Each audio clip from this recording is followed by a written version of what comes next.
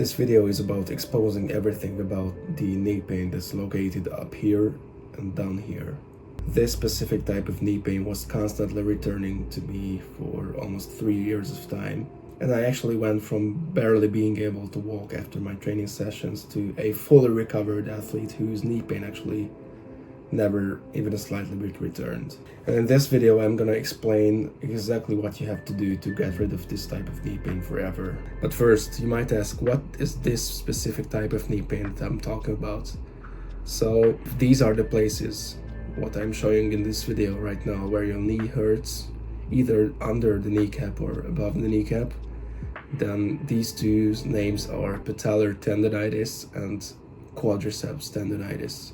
Listen, I don't want to bore you with the biological details, but there are certain stuff that are basically a must to know before getting into this topic, because these facts are gonna help you a lot when it comes to curing your knee pain. So first, if you don't know what tendon is, then it kind of works like a muscle. So it's basically like a muscle, but not exactly. Its purpose is to connect your muscles with your bones, and that's it. It's simple as that.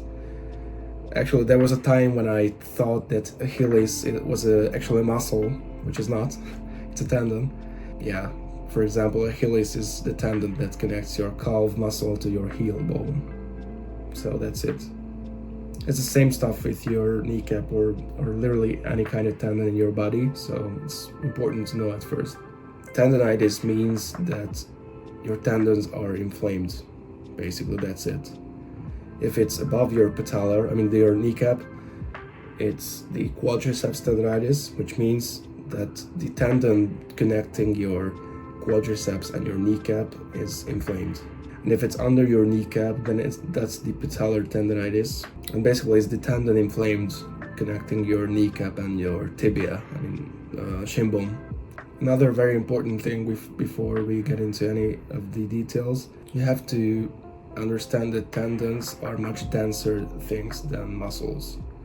So it also means that they are much harder to heal, basically. They consist of collagen fibers instead of muscle fibers like muscles. So they're much denser and much harder to heal. So it's very important to know. Another big difference is that muscles create movement and tendons actually transmit the force done by your muscles to your bones. And the reason why either your patellar tendon or your quadriceps tendon hurts is because you overloaded it by going back to the same amount and same volume of training sessions you did before your break. So it's for a fact that you did a break. If you hadn't done any break, then it wouldn't be hurting right now. So I actually made a video about this, which you can click here and watch. I basically explain this tendon overload stuff and everything about that, so it's very important for you to watch it. And the way to cure either of these tendinitises is I broke them down to 4 steps. Okay? 4, not 3. Okay, 4 steps. The first one is to get the pain under control.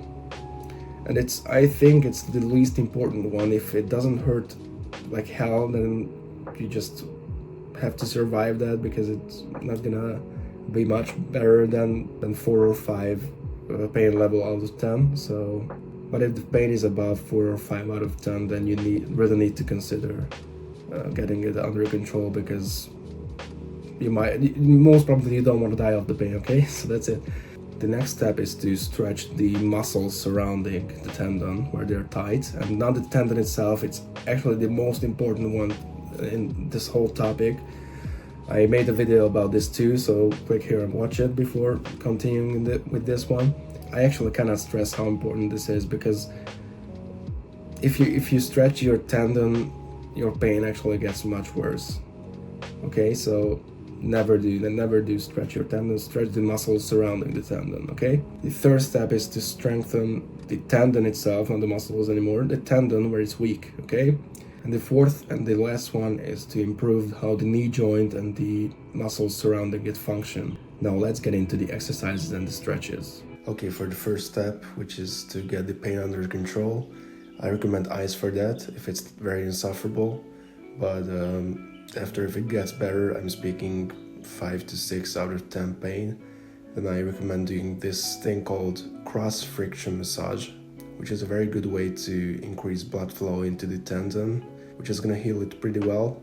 And also this massage helps reorganize these have-old fibers, basically to make them go back to their place in the tendon. So it's definitely a very good thing. We're doing this massage horizontally because the fibers in the tendon go vertically. And I want you to push very hard on this because it's the only way it's going to help. So you can use some lubricant material too, for example horse balm or something, but you decide, it's optional. Now the second step is to stretch the muscles surrounding the tendon where they are tight. I made a video about this too, which you can watch right here, it's in the description. But basically the idea is if you stretch the muscles out that are connected to your patellar and your quadriceps tendon, then you can put a lot of tension and pressure off of them, which makes a lot of pain go away. And it also improves your flexibility, enhances blood circulation in the area, etc, etc. So this is definitely a very good thing too. Now the third part of this healing process is to strengthen the tendon where it's weak. Now since it's not a one-size-fits-all thing, I recommend you testing this out for the first day. You're gonna do these wall sits for first 3 times 30 to 45 seconds a day, because it's very easy to do, and also there's literally no way you can do this wrong, so it's very safe too. If you wake up the next day with a bit of stiffness and a bit of pain, you should reduce it to less reps or less seconds, but it's very unlikely that it's gonna hurt, so if there's no pain in the next morning, you can move up to 5 times 30 to 45 seconds with 2-minute rests. The fourth part, and also the last part of this process, is to improve how the muscles and the knee joint functions along with the tendon. And the best way for this, in my opinion, are single leg Bulgarian split squats, which look like this. The proper way to do these is to do the squat with your leg that hurts. Of course, if you have your tendons inflamed in both of your legs, then do these squats with each one. So squat with your leg that hurts. This squat is performed in a lunge position. The keys to do this is to put about 90 to 95% of your body weight on your front leg and about the remaining 5 to 10% on your rear leg. Your rear leg is basically only there to keep you stable. And also very important thing to note is to keep your front shin as vertical as possible, just what you're seeing right here. First, I recommend you doing this exercise after a day you've tried wall sitting out, because that's the only way for you to know how much pressure your tendons can handle. But if you're sure it's not a hard exercise for you, then I recommend doing them with only your body weight, about 3 to 5 times 15 of these squats. And if the next day you wake up with no pain, of course you can also add weights to your exercise, and that's it. Now if you wake up in the next morning with worse pain compared to what it was before, then it means you most likely overwhelmed your tendon. And the solution for that is to do easier exercises, or do less reps, or do less weight, okay? Because you have to baby step this tendon strengthening path for yourself, okay? Now if you want to get more in-depth help with not just patellar or quadriceps tendonitis, but with literally any type of knee pain, or if you'd like to access the same protocol done for me by my former physiotherapist that I went through myself, then click the link in the description, and until the next video, keep your knees out of trouble and treat them like royalty.